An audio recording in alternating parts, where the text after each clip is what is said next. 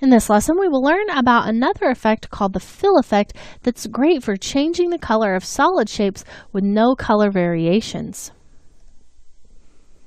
Okay, so I want to use an effect to change the colors of my snowflakes just so they feel a little bit more dynamic. So I'm going to use the effect called the fill effect, and I can find that just over here in my effects and presets panel by typing in fill.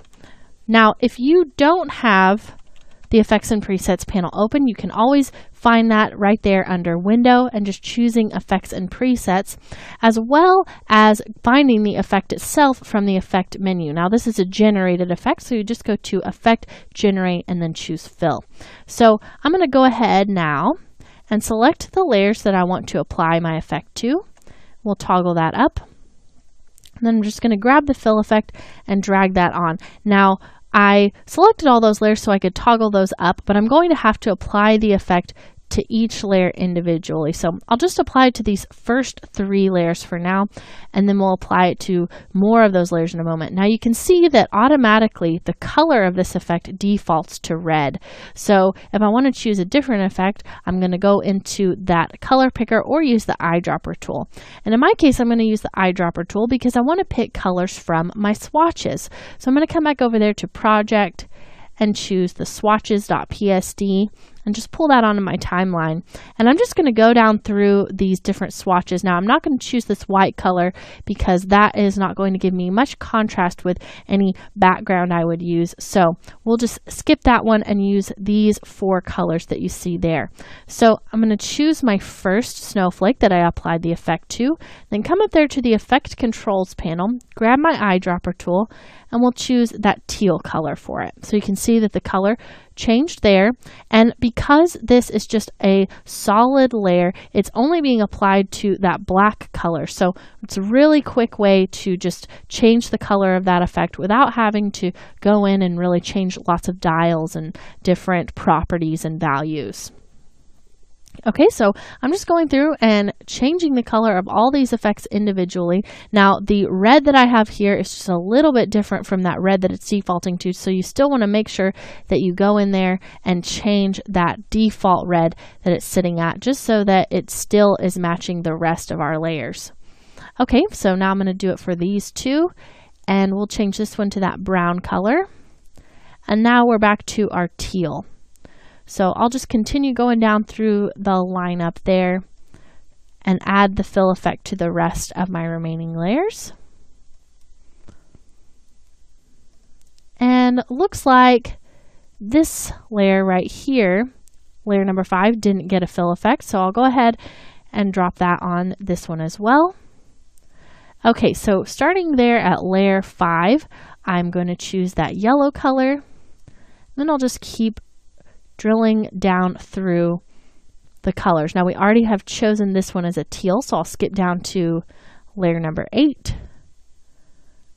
and we'll choose the yellow color, and then we'll do layer 2, choose our red color, and layer 1 we'll choose that brown color again. So now I'm going to turn off my swatches. And if you feel like maybe some of these are a little bit too close together, you want to change it up, you can always come in there and change those colors later on. But remember that they continue to move as they're animated down through the composition. So the same composition really isn't going to be the same all the way throughout this, simply because we have so much rotation happening with our null and with those layers individually. So now I want to add a background to this composition that we've created. So instead of just using the default black background, I'm going to come in to my project panel, and we can use the same background that we created for our main layer simply by grabbing that pre-composition. So let's go up there, find the background composition, and I'm just going to grab that and drop that at the bottom of all my layers. So you see that I'm dropping that at the bottom just so that it's not covering up any of these layers in its stacking order. Okay, so if I'm going to use this somewhere in my main composition later, this is going to be a little bit too similar of a color to the background I already have. So I want to change that with another color correction that's very similar to fill, that's called tint. So you can come up there to Effects and Presets and type in tint. And that's going to give you that color correction right there. So go ahead and grab that and drop that on the background. Now this isn't going to change the color of the main background that we have in our main composition. You can see that that still has that nice warm color to it. And that's simply because we're applying this effect to the outside of the pre-comp, not on the inside to any of the layers there. So what I want to do is remap the black color that I have there to this brown color, and then I'm going to remap the white to the yellow color. Now this is probably a little bit too yellow, so I can go into the yellow and make it a little bit lighter. And we may even want to move down more towards the dark colors here. So it's still going to be in the yellow family, but it's going to be a much more shaded yellow.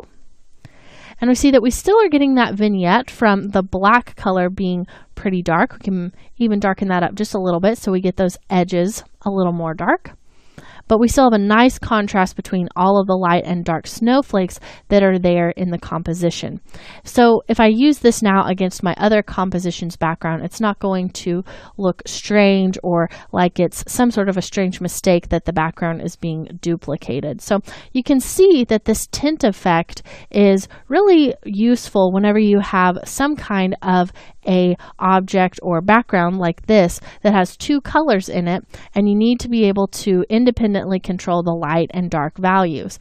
But the fill effect was perfect for our snowflakes, which only had a black value. So that's pretty interesting and very helpful.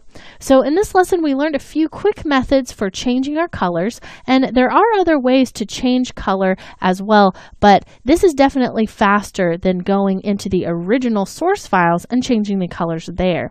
And this method is a lot more straightforward than some of the other color correction effects in After Effects.